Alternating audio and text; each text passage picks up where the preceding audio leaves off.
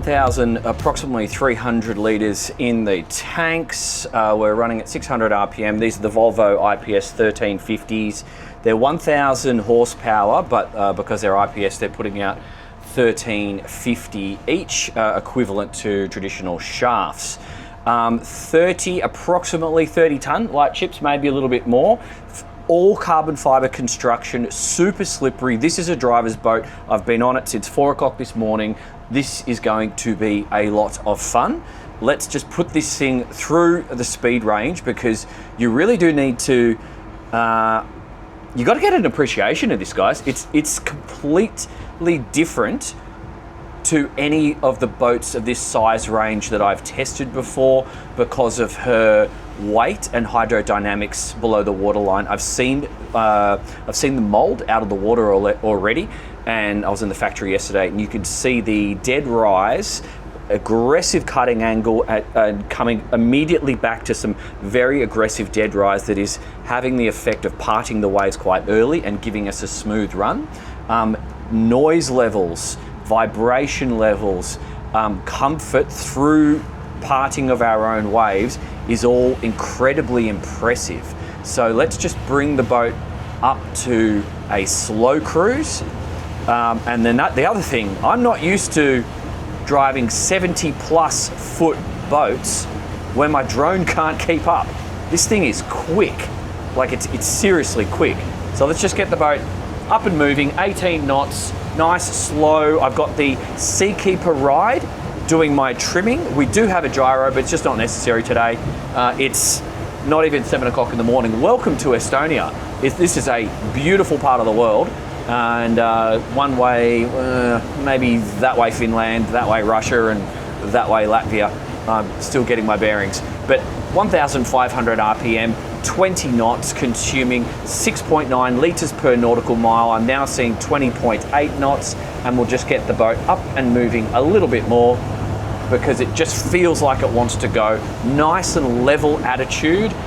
Super possible to have conversations without raising my voice right throughout this space here. I'm leaving that door open deliberately. I love the connection with the sea, but it's just not intrusive. You do feel quite high and safe and up and over the water.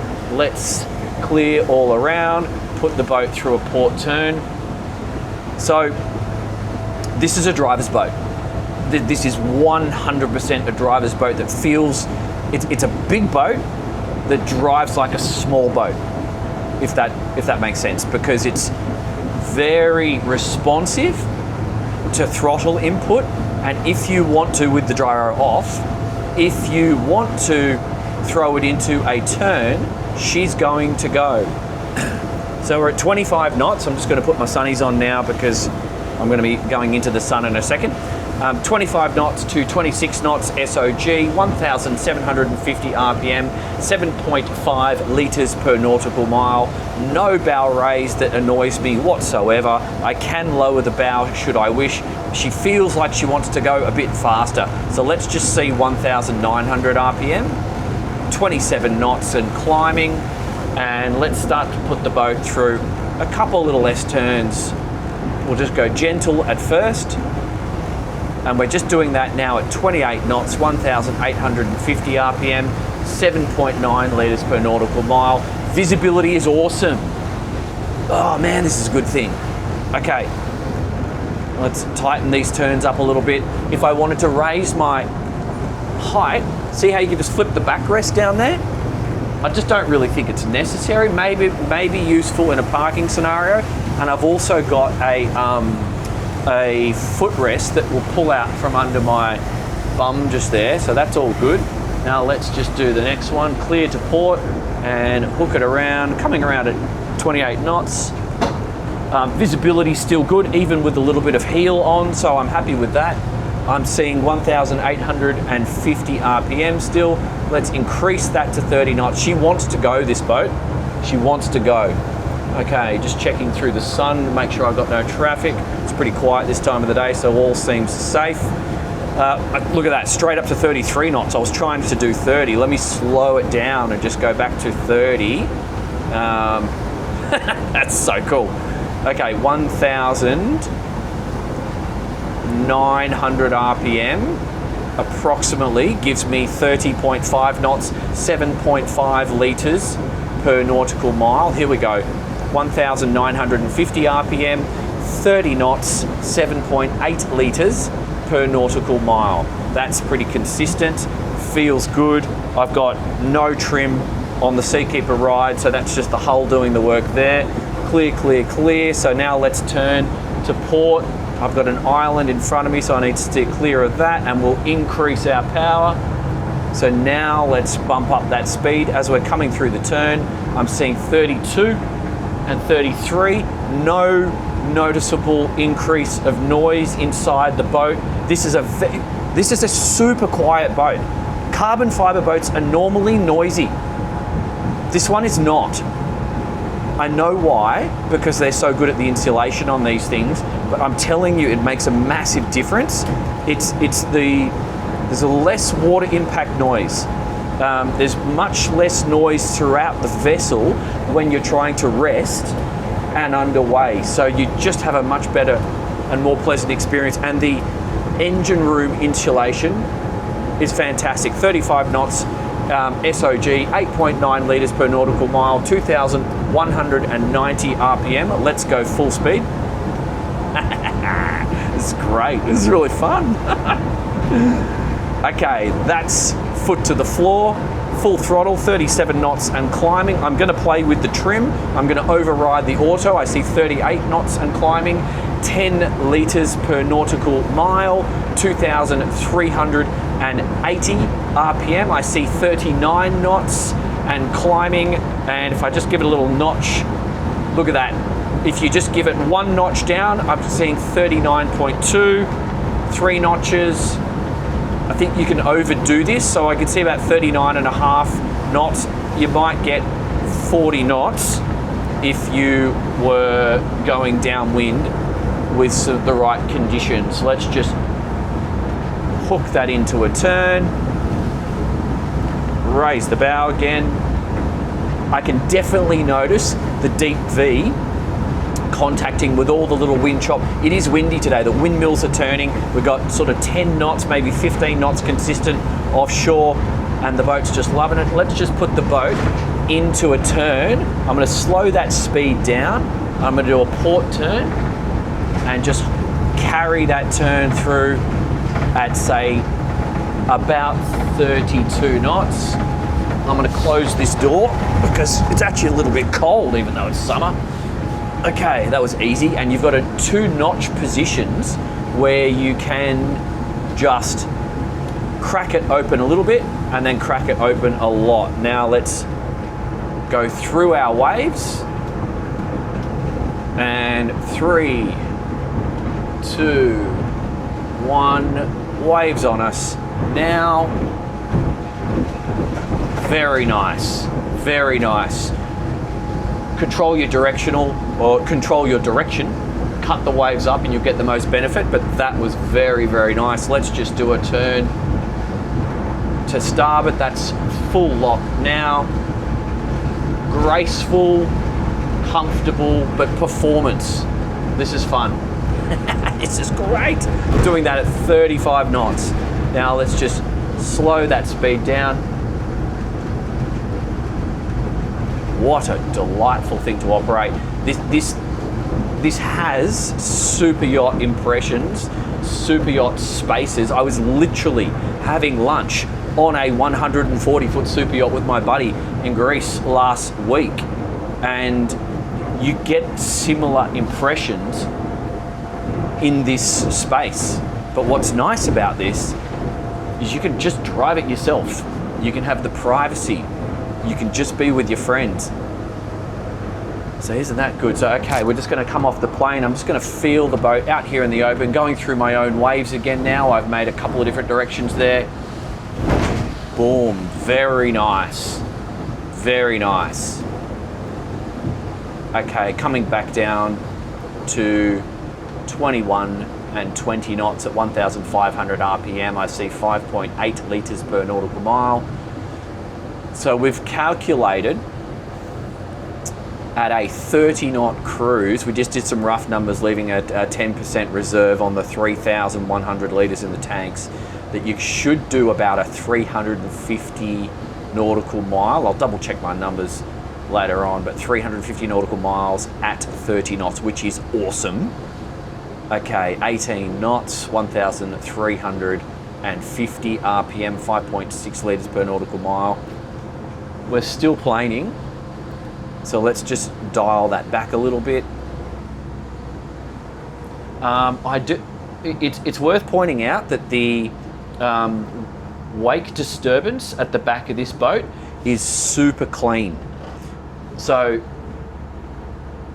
this thing is ultra slippery. Okay, now I'm just looking at my wake dissipating. I can actually see everything that I need to. You could obviously install an aft camera if that was important to you, or if you had an extra tender on the transom, but remember, we have a tender garage, so you actually don't need that. So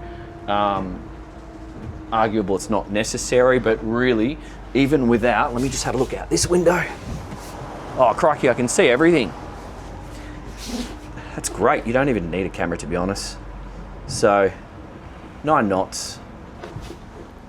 That's still not a no wash speed, so let's just dial that back a little bit. 600 to 800 RPM is probably your,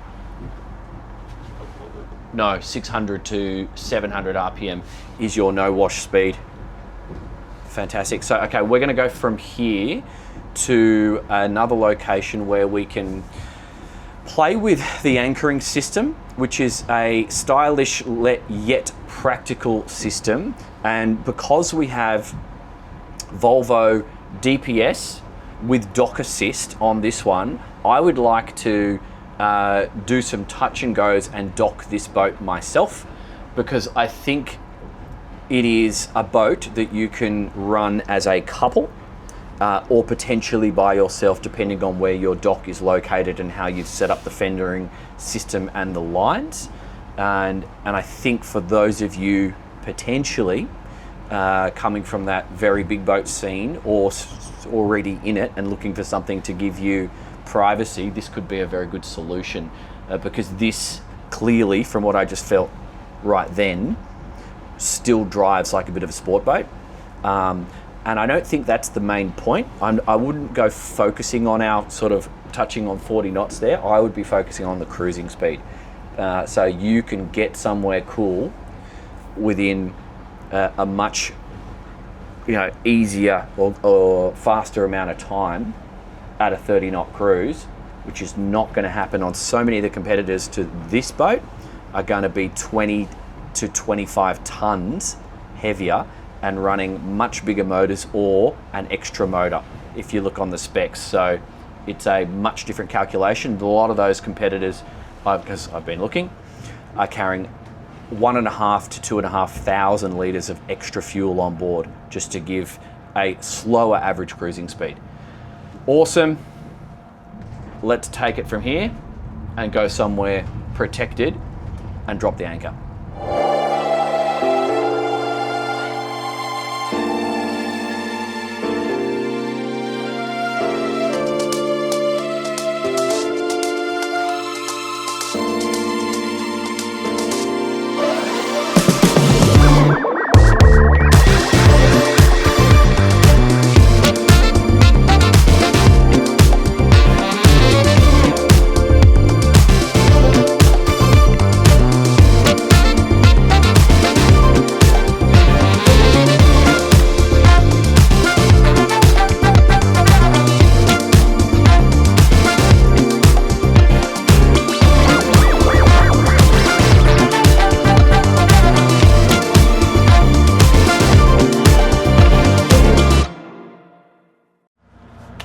All right, guys, we are back at the marina.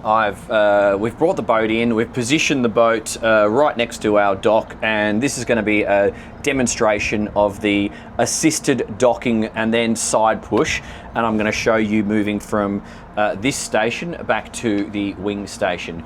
So essentially what we've done, because it's windy out there, it's kind of choppy, so we just came into the harbour. It's a quiet harbour, and we just prepared the boat. So we deployed all of the fenders. You guys might have fenders on your dock already, and we've got lines on the dock already. I've got the boys in safety mode, so they're watching me. If I stuff up, they can jump in, because I am going to step off the boat and secure the lines. I know you should always step off a boat with a line in your hand, but I don't have one, and so I'm just going to do it this way and show you the side push.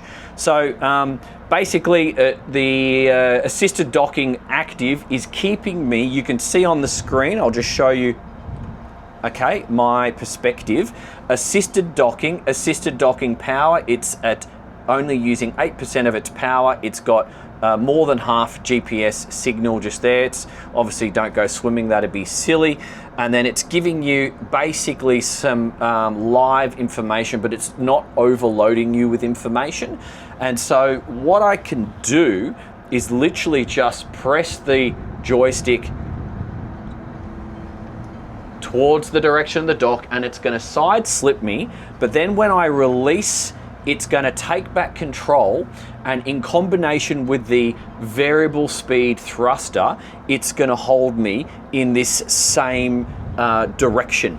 We have a blow-off dock, and you can probably see with those flags, it's quite windy. So this door opened, imagining if I had guests in the middle of the saloon in my way. I'm going to exit, and then I'm going to go to the wing station. I'll take command. Okay, here's the wing station just here. I now need to press off, docking, and then go back to assisted docking. And now we can just check that everything's cool, which it is. And now it's time to just slide the boat.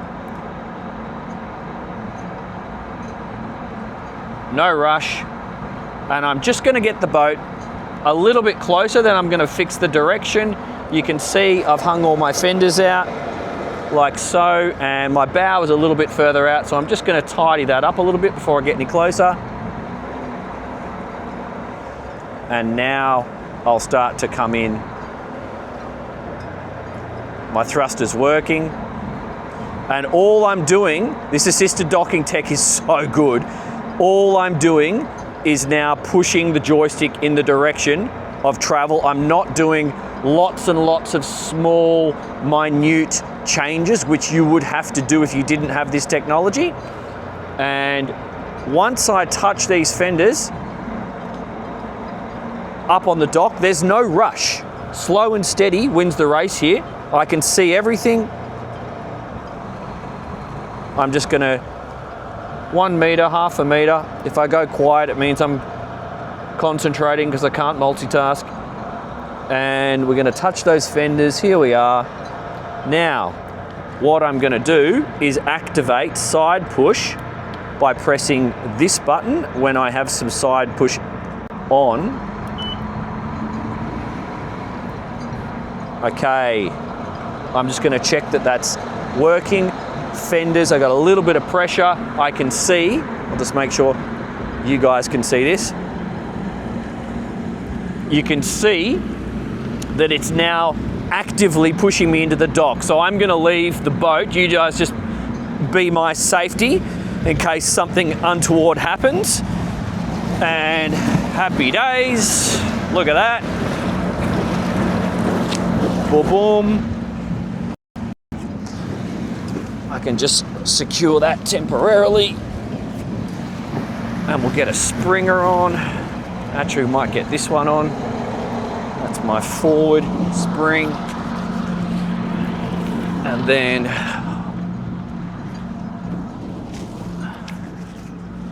okay, that's getting a little bit high off the dock, but I can just make it happen there.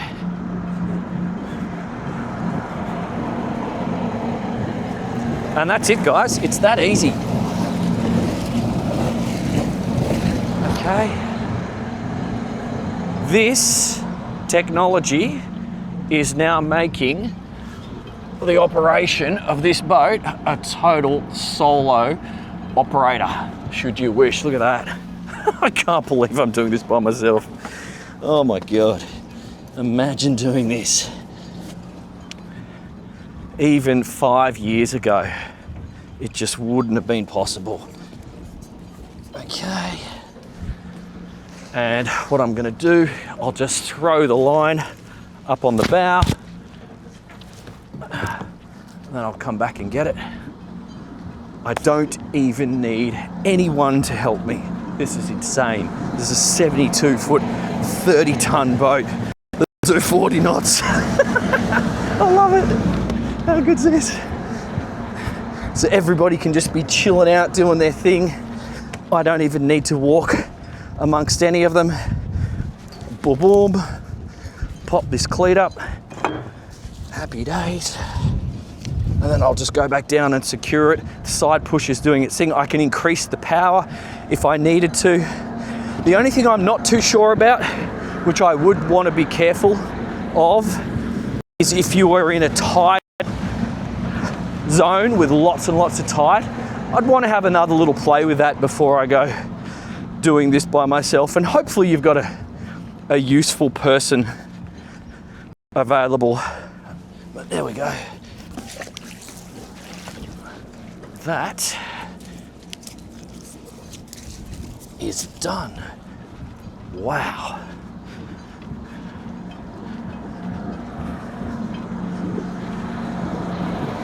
That is incredible.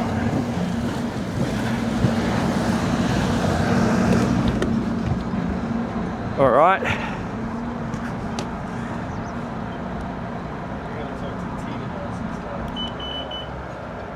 Okay.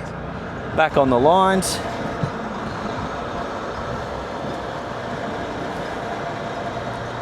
Happy days. All right, we're good.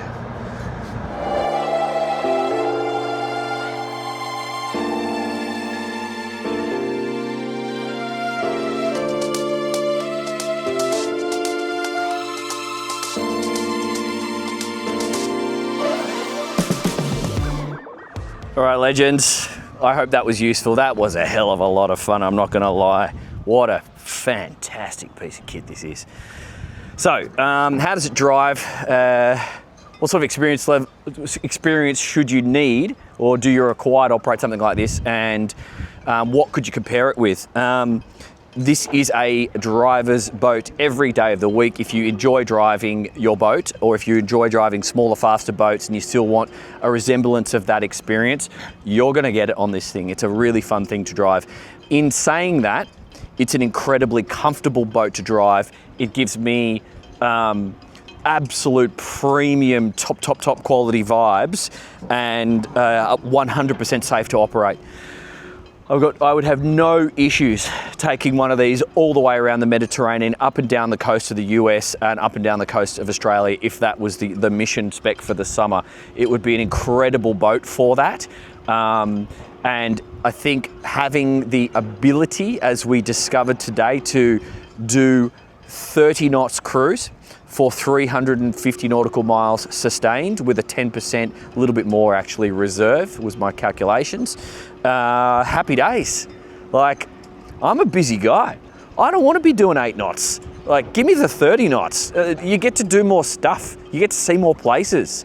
I'll happily burn a bit of diesel for convenience. So that's a wonderful place to be in life if you can. So yeah, the boat feels like at 22 knots, it feels like it's doing 12. It's a bit confusing. Like, it's so smooth. That deep cutting angle at the front of the hull is giving us a lot of advantages. It's showing her length and size when you accelerate, because she's not doing a lot of that sort of thing, but that's also the hydrodynamics. It's very much a flat running boat that requires minimal trim. So it's not too busy at the helm, and the minimalistic design of the actual boat carries through in the operation. That was so simple to park the boat and bring it in here. I wasn't stressed at all. Yes, you got to have the technology to allow you to do it. However, leaving the helm, coming to the wing station, getting down the stairs here, doing what you got to do. Okay, admittedly, once you get to the midships, it's pretty high to the cleats. So factor that in wherever you are in the world. So do you need to have your lines on board dropping them if you're in a new marina, or if you've got a dock set up for yourself, maybe you've got those poles that hold your lines up to the correct height and the right position for your cleats, and then you might have fenders on the dock already. So obviously you got to think about that, and that's a thing for you to calculate and work out for yourself. But hopefully this video gave you maybe the insights you need to answer those questions. But it's an absolute pleasure to drive. What would you compare it to? I'm struggling to think of something that would fairly compare to this boat. Yes, I know you've got boats like the Pardo, what is it, 75 GT, and you can look at so many of the other very luxury European fancy, explorer slash summer holiday type boats, but they're all 20 or 30 tons heavier, at least 20 tons. They're all carrying around 1,500 to 2,500 litres extra fuel, or a third motor, or they're running big Mans, not Volvos, so like much bigger engines. So it's just not an exact comparison. Like, this thing is completely carbon.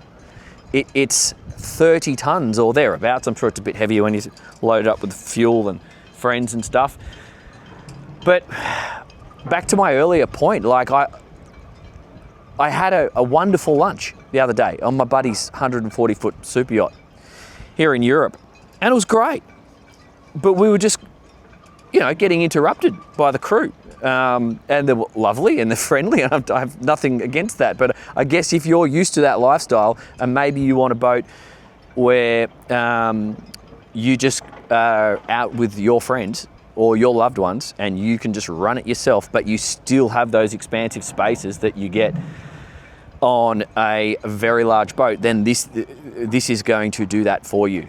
So yeah, it's a pleasure to drive. It's easy to drive. You can see all the points that you need to get it in and out of a marina pen, and you can do everything yourself if you so desire.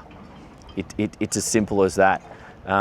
If you are in the market for something like this, go and compare it to all the top quality brands, but then consider the weight versus the speed and whether that's of value to you. I hope that's useful. I hope you get my points. Sometimes I feel like I talk too much on here. Oh, you guys tell me I do, but that's okay.